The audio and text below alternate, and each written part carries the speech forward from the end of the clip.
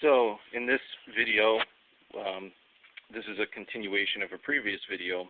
We've cleaned the combustion chamber and all the flue passages and reassembled it, and now we're going to replace the nozzle and clean up the electrodes. And so to do that on the Riello, we loosen the screw which on the primary control,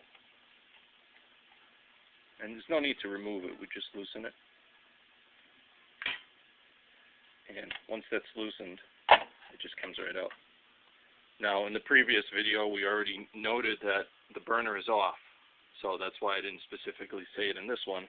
But of course you always have to have the power off before you do anything like that. And also this servicing of any oil burner or any kind of heating equipment should only be done by a qualified professional. Now, right here is where the electrodes tie into our primary control. This is a combination primary control transformer and CAD-CEL-I. This right here actually sees the flame and will shut the burner off if it does not see the flame. Now the power to the electrodes comes down through these two and arcs across the nozzle assembly end of the electrodes, which you'll see shortly. To access the nozzle assembly, we have two more screws to remove.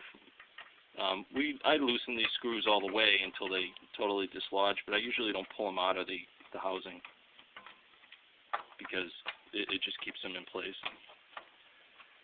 It's a little hard to do while you're holding a camera with the other phone, but it's usually a two-hand project.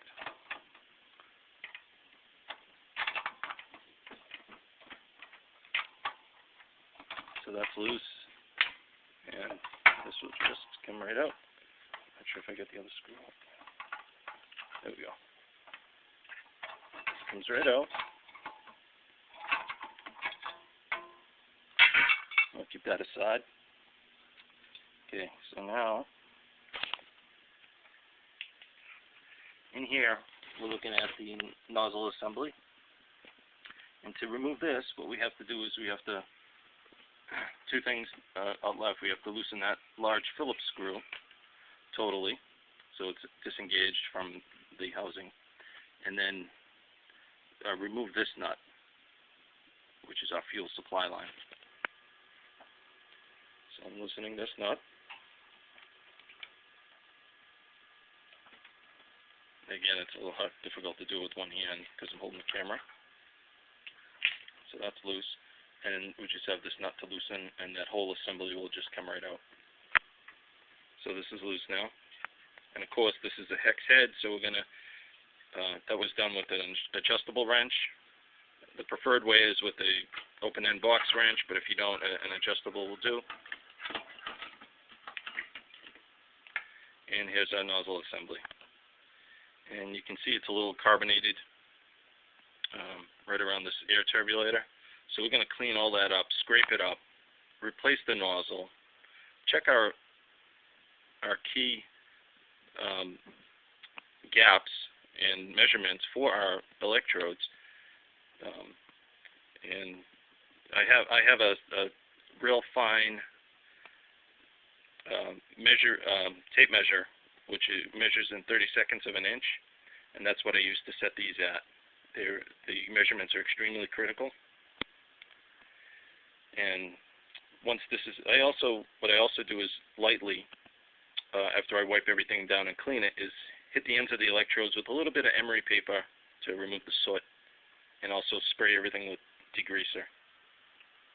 Now, the new nozzle should not be installed until you've done all your cleaning.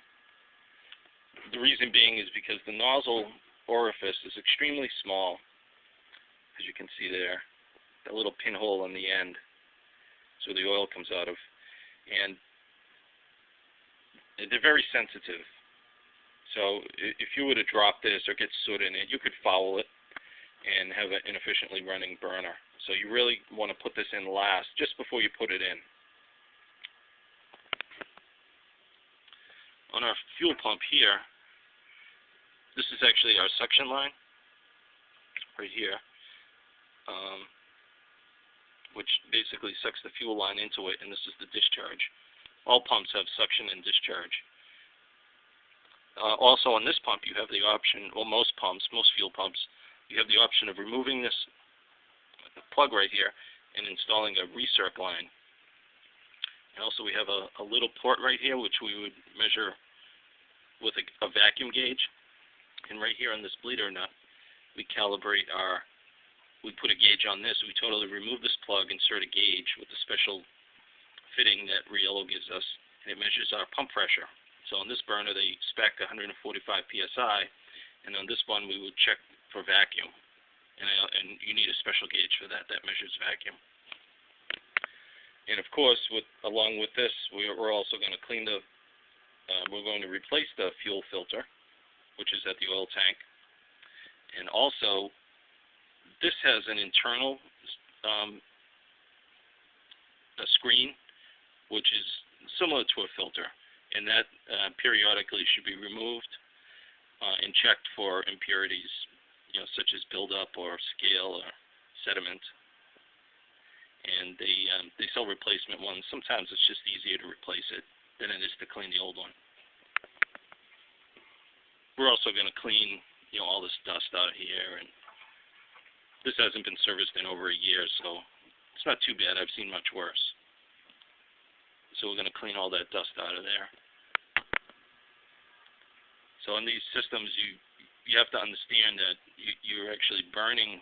You have to understand the chemistry and the process of the fire, and you have to have the proper adjustments for air, fuel,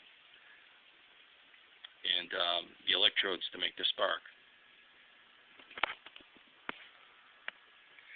In addition to cleaning everything else and wiping the dirt, we're also going to wipe the cat cell sensor, the cat cell eye, because if this can't see the flame properly, it's going to shut off. So even though it looks clean now, there could be a little bit of soot on it that you can't see, and the cleaner the better. So that's going to be cleaned also. Here we have the recommended settings for this burner for our nozzle assembly, and basically what it's saying is we want the distance between the nozzles, between the electrodes rather, to be 5/32 apart.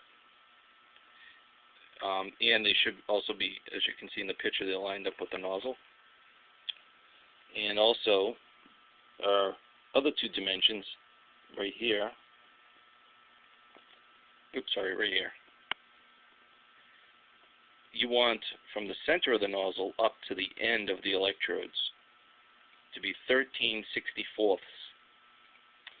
And from the end of the nozzle to the end of the electrodes should be 5/32 to 13/64, which is a very narrow range.